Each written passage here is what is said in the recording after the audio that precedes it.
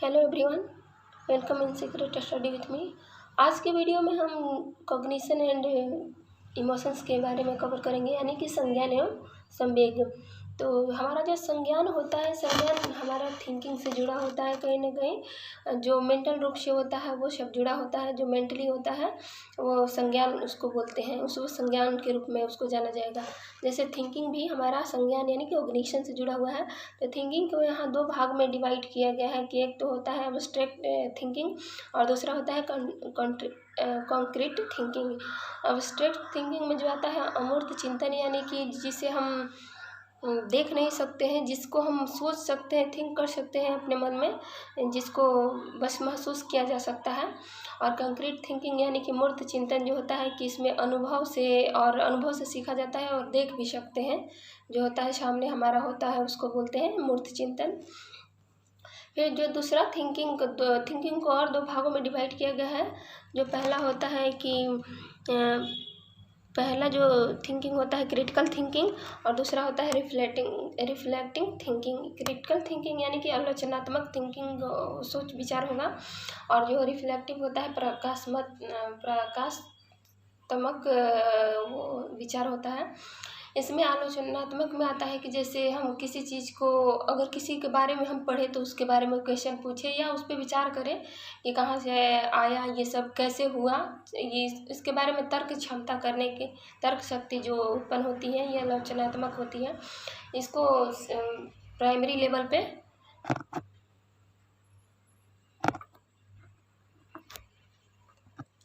Level पे इसको सबसे बेस्ट माना जाता है टीचिंग के मेथड में। इसमें हम जैसे ऑल एस्पेक्ट लॉजिक फैक्ट, यानी कि जो तथ्य होते हैं लॉजिक होते हैं, इसलिए इसको सबसे बेस्ट माना जाता है कि यही जो शिक्षा होती है आलोचनात्मक थिंकिंग या जो चिंतन होता है, ये बच्चों में विकसित करनी चाहिए। और ये होता है कि प्रकाश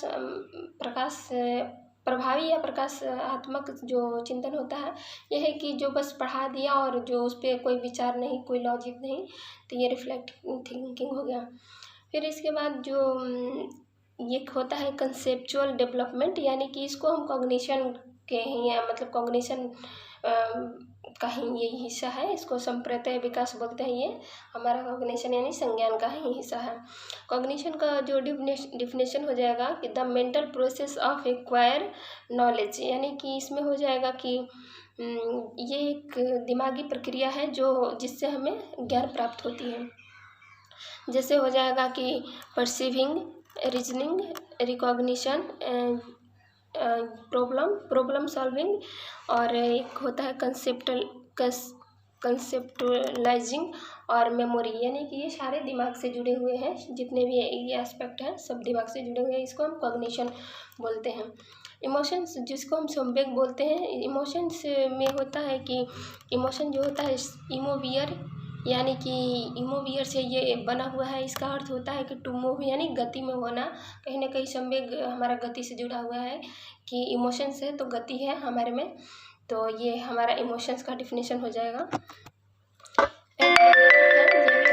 उनके अनुसार ये इमोशंस तीन भाग में वो डिवाइड किए हैं कि जन्म से तीन भागों में इमोशन को बांटे हैं। जन्म से हमें ये मिलता है।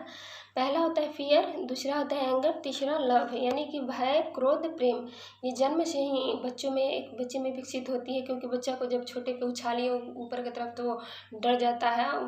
उसको मतलब वो गिरेगा नहीं, फिर भी डरता है अंदर से। क्रोध भी होता है कि जो बच्चे में जन्मजात होता है। और लव यानी कि जो प्रेम होता है वो भी होता है, प्रेम की भावना भी होती है। एक और वैज्ञानिक थे कि मैकडूगल, इनके अनुसार जो 14 प्रकार के इमोशंस बताए गए हैं कि एक व्यक्ति में 14 प्रकार के इमोशंस होते हैं। और जो होता है कि एक इसका डिफिनेशन पूर्ण रूप से दोनों को देखा जाए, अगर कॉग्निशन और इमोशंस को एक दूसरे से जोड़ कर देखा जाए, तो ये होता है कि एक दूसरे से अंतः संबंधित है, यानी कि कॉग्निशन एंड इमोशन एक दूसरे से इंटर रिलेटेड है। लेकिन एक वैज्ञानिक थे जो जजोंग नामक एक वैज्ञानिक थे, उन्होंने कहा था कि संज्ञान एवं संवेग एक दूसरे से स्वतंत्र है, यानी कि cognition and emotions are independent of each other, यानी कि एक दूसरे से स्वतंत्र है। बस यही एक वैज्ञानिक थे कि इन्होंने ये सेंटेंस दिया था, ये इनके जो अपना वाक्य दिया, अपना मत दिया था। बाकी अगर ऐसे पूछेगा तो संज्ञान और संवेग एक दूसरे से अंतः संबंधित हैं। एक होता है कि जैसे इमोशनल इंटेलिजेंस यानी संवेगिक बुद्धि, तो इसमें एक ये बुक था, जो इमोशनल इंटेलिजेंस बुक था, इन्होंने डेनियल गोलमैन नामक वैज्ञानिक ने लिखा था।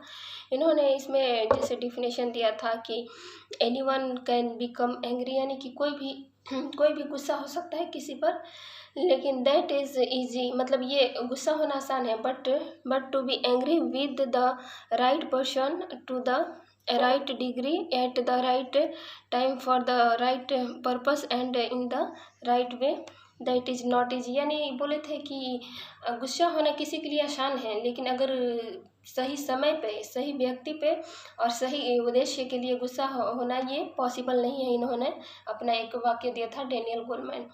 फिर थ्योरी ऑफ इमोशंस, इसको हम बोल सकते हैं कि इन्होंने अपना अपना, कई वैज्ञानिक थे, अपना अपना उन्होंने मत दिया था। एक थे जेम्स एंड लैंगे, इन्होंने दिया था कि फिजिकल रिस्पॉन्स स्टिमुलेटेड, मतलब पहले फिजिकल जो इमोशंस है वो आएगा, इसके बाद हम मतलब उससे आगे बढ़ेंगे।